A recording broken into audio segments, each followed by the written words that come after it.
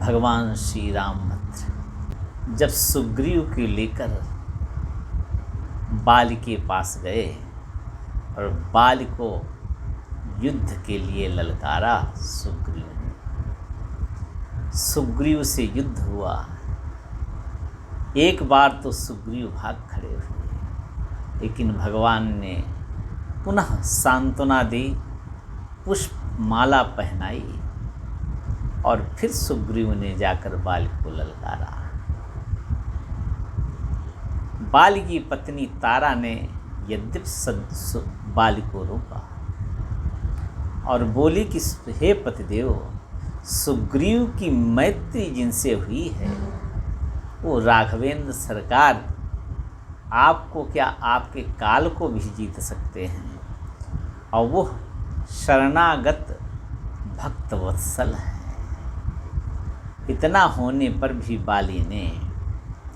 बाली ने उल्टा तारा को ही ज्ञान का उपदेश किया और सुग्रीव को मारने के लिए निकल पड़ा। पुण्य नाना विधि भई लड़ाई, बिटप ओट देखई रगलाई। और जब सुग्रीव ने बहुत प्रकार से युद्ध करने का प्रयत्न किया, लेकिन समझ गया कि अब या तो मेरे प्राण चले जाएंगे और या तो भगवान मेरी सहायता करेंगे।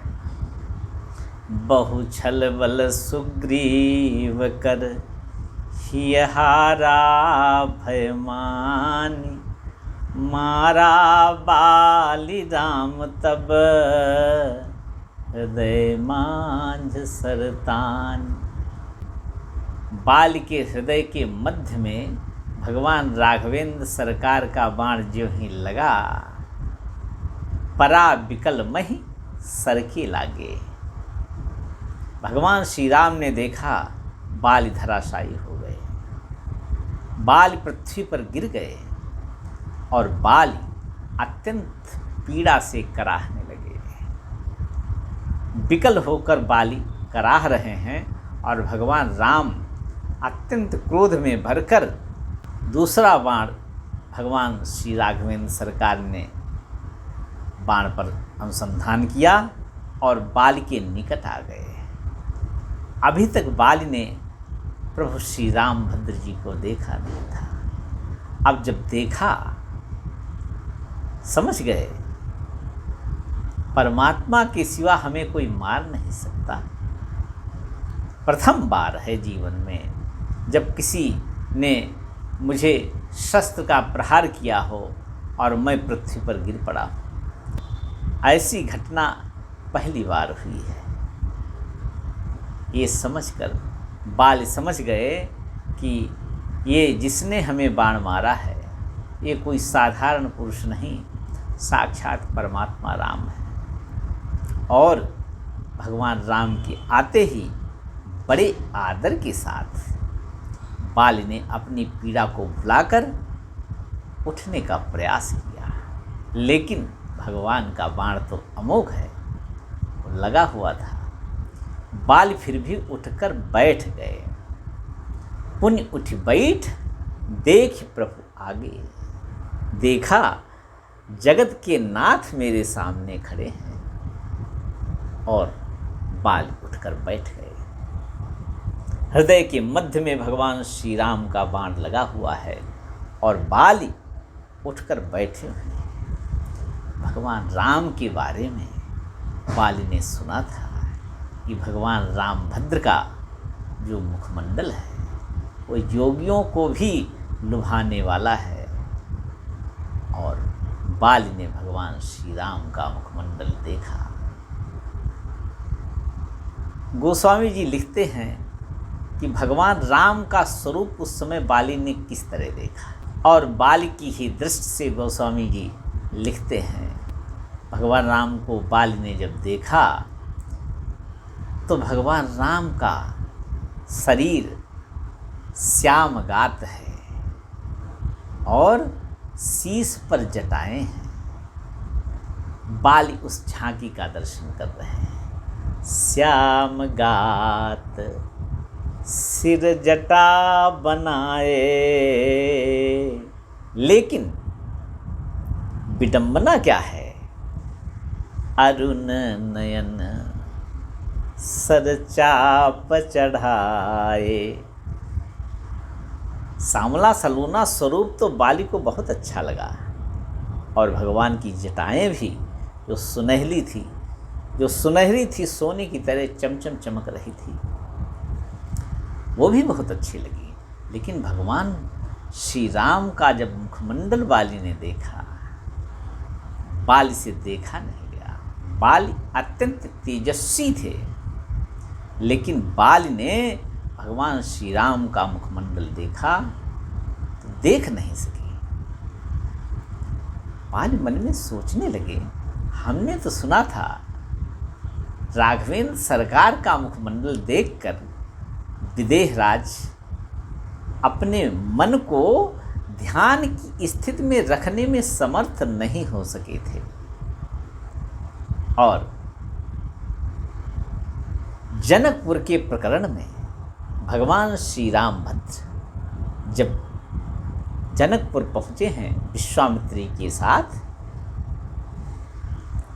एक अमराई में ठहर गए और जनक जी अपने दलबल के साथ में विश्वामित्र जी की अगवानी करने के लिए आए। और भगवान तब तक आ गए, फुलवारी देखने गए थे और आ गए। भगवान राम को देखते ही विदेहराज जनक जी ने विश्वामित्र जी से प्रश्न किया, इनहि बिलोकत अति अनुरागा, बरबस ब्रह्म सुख ही मन त्यागा।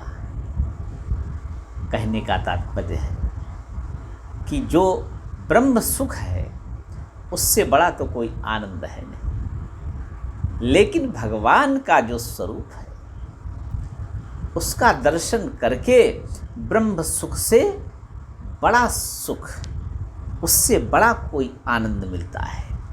तभी विदेहराज श्री जनक जी के मन ने उस परमानंद में निमग्न होना छोड़कर भगवान की रूप माधुरी में ठहर जाना उचित समझा, ज़्यादा श्रेष्ठ समझा।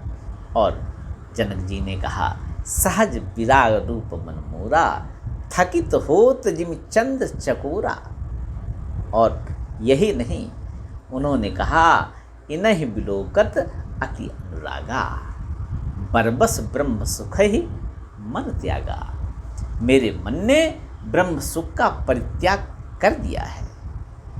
ऐसे भगवान श्री राघवेंद्र सरकार इतने सौंदर्य से युक्त, जहाँ पर ज्ञान से सब लोग तृप्त रहते थे, वहाँ पर जब भगवान श्री राघवेंद्र सरकार जनकपुर पहुँचे हैं, तब सब लोग अब भगवान श्री राम की रूप माधुरी का वर्णन करके तृप्त हो रहे हैं। और गोस्वामी जी ने जनकपुर में पुष्प वाटिका के प्रकरण में ये बात स्पष्ट की है, जहाँ तहाँ छवि बरनहि सब लोगु, अवति देखिए देखन जोगु।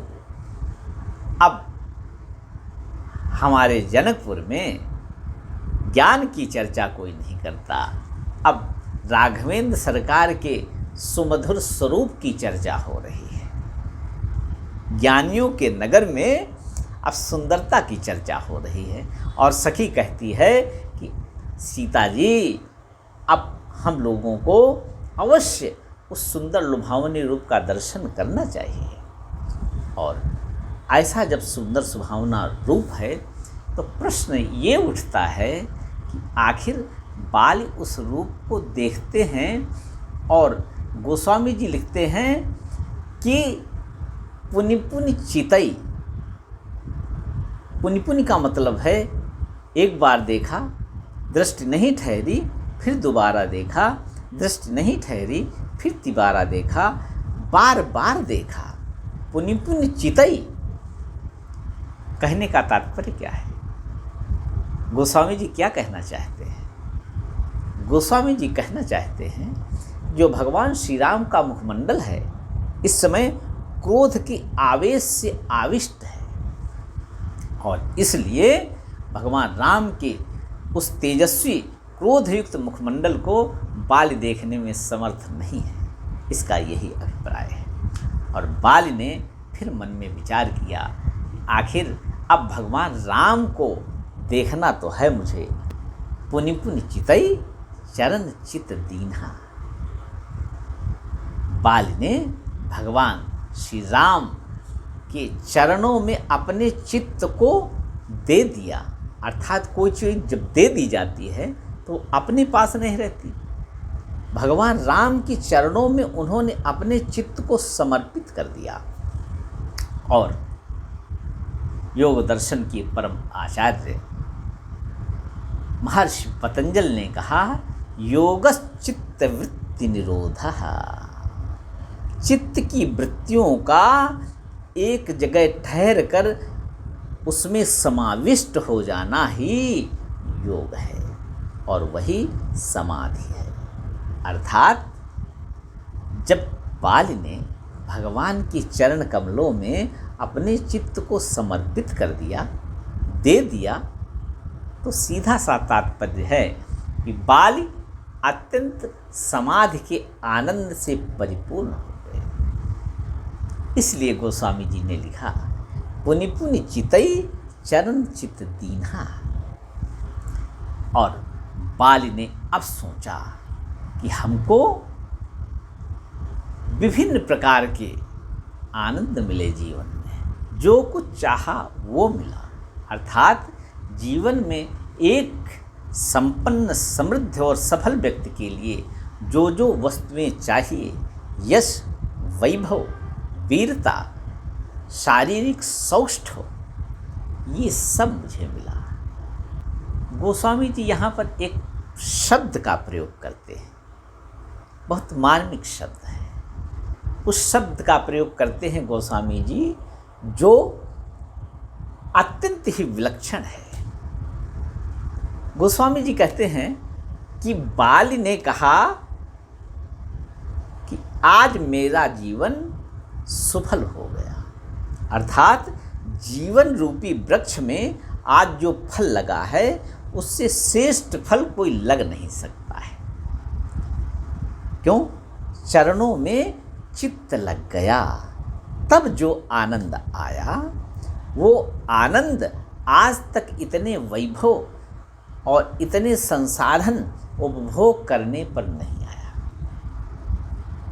बाली ज्ञानी थे, बाली को वेद वेदांग का ज्ञान था और उन्होंने सफल जन्म माना,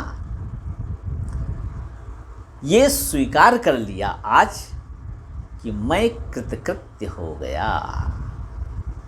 जीवन जिसके लिए मिलता है आज वो उपलब्धि मुझे मिल चुकी है। और यही बात बाली ने अपनी पत्नी तारा से कहा था, जो कदाच मोहि मारहि तो पुनि होब सनाथ। और वस्तुतः गोस्वामी जी का यहाँ सनात लिखने का भाव ये है कि जीव जब तक भगवान का नहीं हो जाता है तब तक तो अनाथ ही है। सनाथ तो वही है जिसके नाथ भगवान श्री राम भद्र हो गए।